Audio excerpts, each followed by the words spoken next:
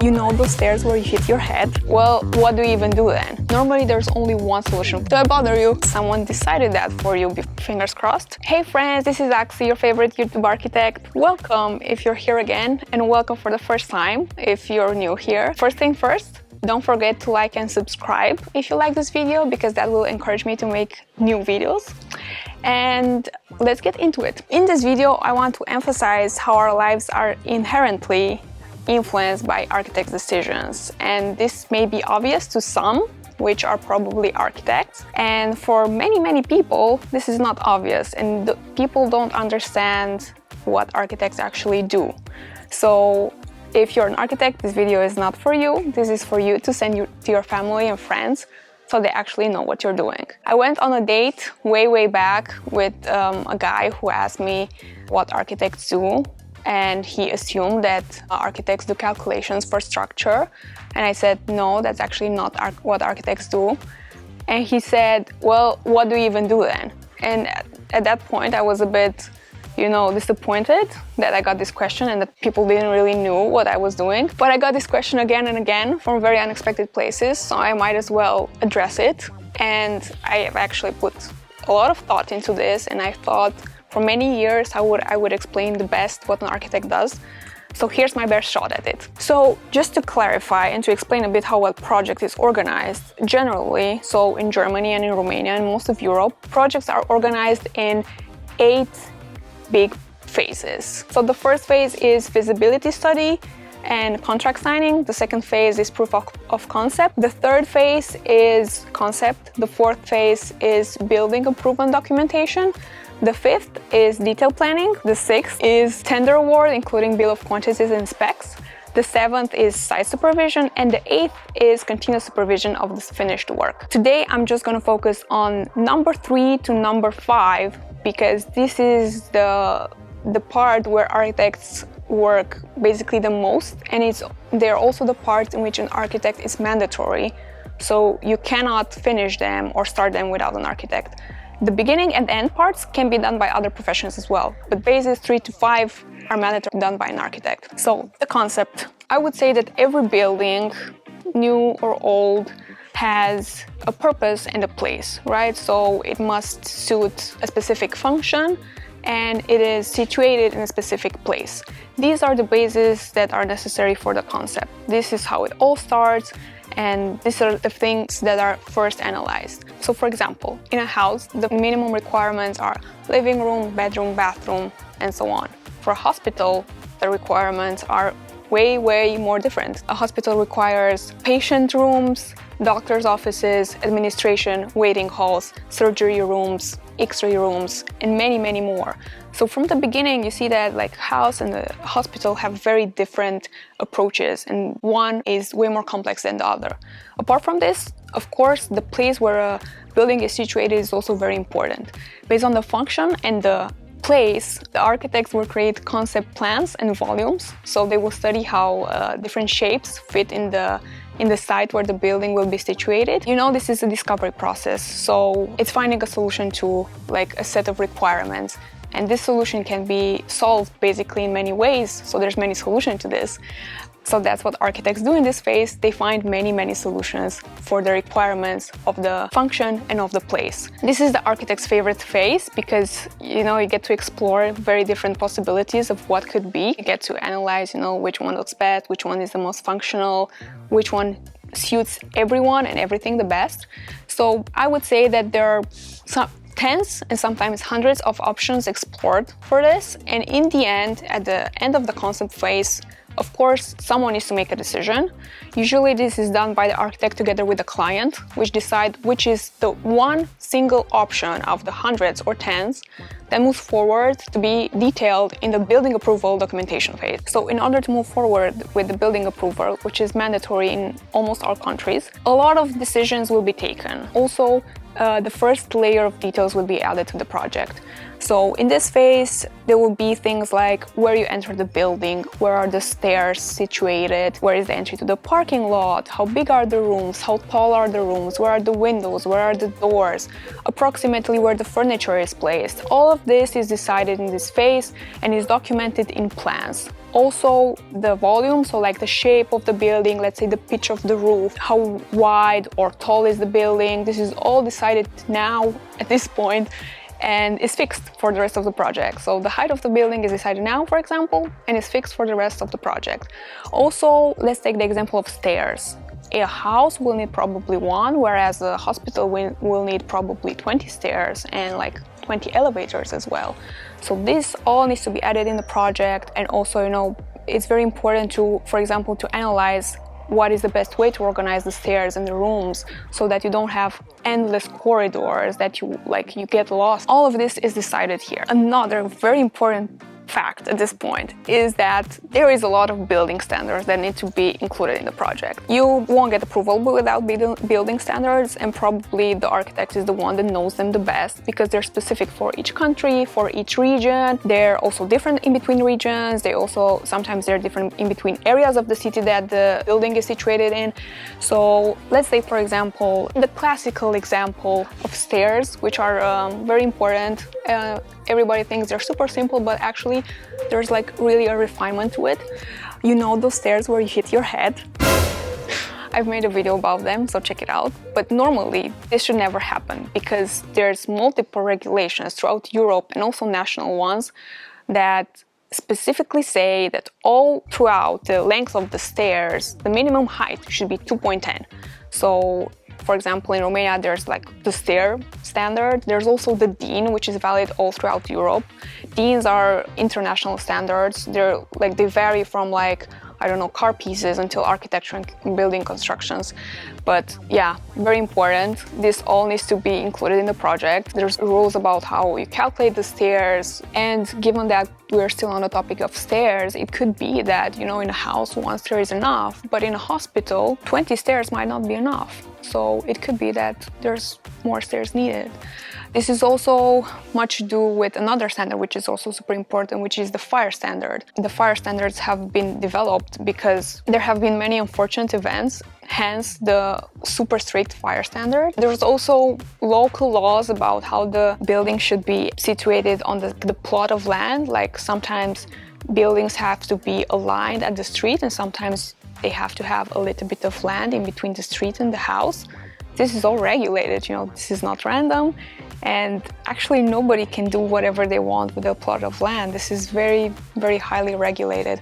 Also, you know, in order to avoid those situations in which there's a block right next to super low buildings, the height is also regulated just to keep the neighborhoods with houses, just with houses, and not have super tall blocks or the other way around. This is a lot of work. There's countless standards, there's always new ones. In discussions with the authorities, there's always like news about, okay, but you need to include this as well, or you need to have like this special requirement that we only have here in this part of the city, or that we only have for this type of building.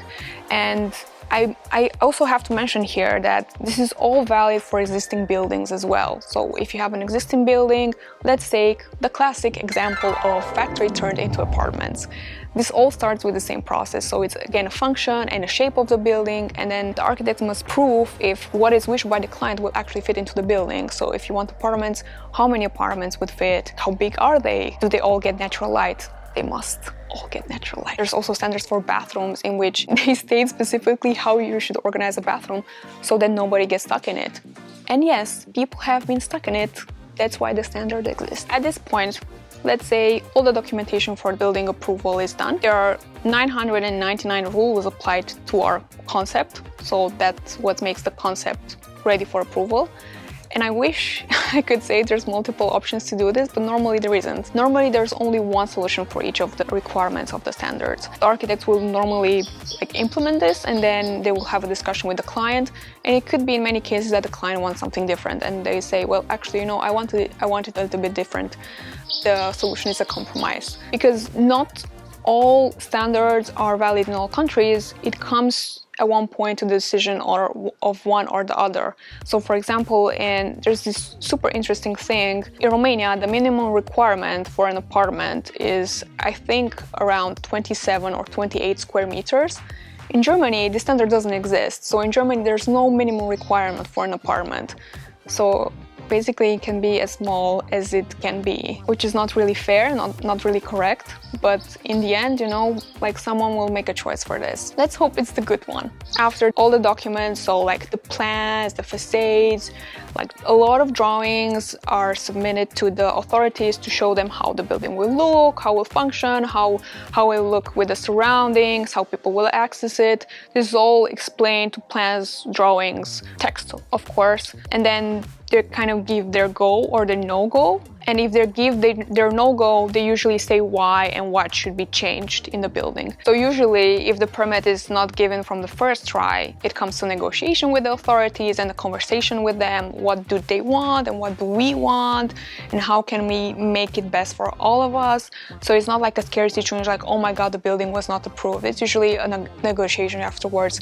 And problems are solved with a lot of compromises, but they are still solved, so that's good. So we've come to the part where the building is approved, fingers crossed, and we come to the detail planning, where not a single square centimeter of the building is left unplanned. Details include colors, materials, how the pipes go, ventilation, installations, drainage inside and outside, details for stairs, details for windows and doors, including lists. So this is a very extensive planning. It includes super big plans with a lot of information on them, a lot of text, a lot of heights and surfaces and numbers and materials. Everything is in the plans. Sometimes they have even too much information on them. It makes them hard to read. And I could talk for a whole week just about doing detail planning for a window.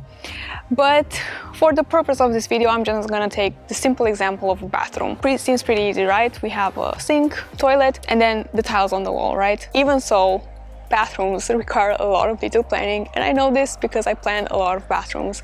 And for each bathroom, I planned the height of the sink, the height of the toilet. I drew how the tiles were arranged, and this is an ongoing conversation with my friends in a detail planning for a bathroom. Where do you think the tile should start? Should they start in this corner or in that corner? So nothing is random, everything is very well ideally thought of and, you know, planned with care. So because, you know, it's uncomfortable when the sink is too low or the toilet is too low or too high, and this is important, and someone takes time to plan that and to make sure that those bathrooms are the best bathrooms that they can be. At this point, I also want to address how architects work with structural engineers and technical engineers for plumbing, ventilation, electricity. So usually they plan their structure or their pipes or their ventilation tubes, and they say we need this pipe diameter 10 to go from here to here. But it's usually the architect who's in charge of planning where is that pipe actually going to go, or where is that ventilation pipe going to go, because that can also be solved in different ways, and usually the engineers propose a way, but it can be done in another way, and architects will usually find the one where the pipe is hidden somehow. I also planned this for a very long time, and it takes a lot of care and dimensions to the millimeter to see if the pipe fits there, if the wall is thick enough. With the structural part, for example, for a column, we get from the structural engineer the dimensions of the column and maybe the position of it. For a beam, again, is the dimensions of the beam, but then the beam can be placed at different heights, right? So it can be at 2 meters, at 2.50 meters, and it's the architect who decides at which height this is going to be placed. And this is important because the free height in the room obviously cannot be less than the legal requirement of the room. This all needs to be kept in mind. If a new beam comes into the planning, it could be that, oh, the stairs don't fit anymore, or the ventilation doesn't fit anymore. So this needs to be solved somehow. And at this point in the project, every single change creates a cascade of other changes in other parts of the project. For this example, let's say that someone wants to move the slab 20 centimeters higher. So for a level, the concrete slab should be moved 20 centimeters higher. This impacts the stairs, the elevators, the heights of the rooms, the heights of the hallways, the pipes, the pitch of the pipes for drainage, also the ventilation pipes. So this creates a lot of changes in a lot of places. And so if this creates a problem and a conflict with the standard, this cannot be changed, you know. It could be that can be changed, but it also could be that it's not possible at this point. Also, with every single change, obviously, if someone needs to prove all of this, so if you have change one and with this come another 50 changes, that takes a lot of time.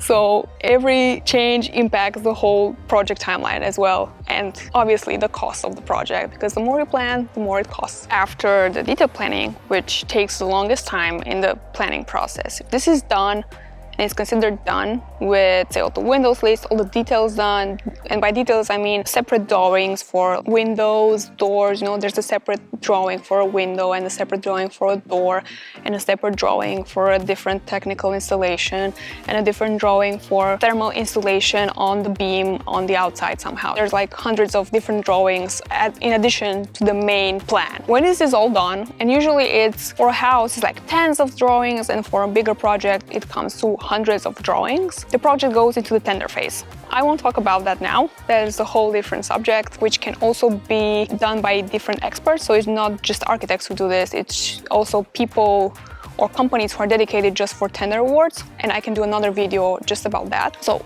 I want to add another thing here about existing buildings which go through exact same phases, also detailing, the same detailing for new buildings, with the additional fact that here you actually have to go on the site and prove if like what you have in the drawings is actually the reality. It turns out sometimes the plans for existing buildings are not complete, and it's not done. It's not done at this point. I worked on this project for a renovation for a student dorm, and the planning was considered done and completed, and all the bathrooms were done and completed. And then when they started working on site, they realized that they cannot do actually in reality what we planned in the plans, because for all the bathrooms, the technical installations were completely new. So they needed to install new pipes for drainage that could go through 5 levels, and they must usually go straight from top to the bottom. And because this was an old building, each floor had wood beams, so the pipes had to fit in between the wood beams in each floor in exactly the same place. You might think, why didn't you see this before? Why didn't you plan this before? And the reason is, like, in reality, these buildings, people live in them. So when they say, oh, we're gonna start building now, that's when the building is free. You don't have access to open the floors and to see the wood beams beforehand. So when they were already starting to build these shafts with the pipes, and we saw that, okay, like, we need to solve this, I measured for each floor the position of the beams. Hi. Do I bother you? Okay.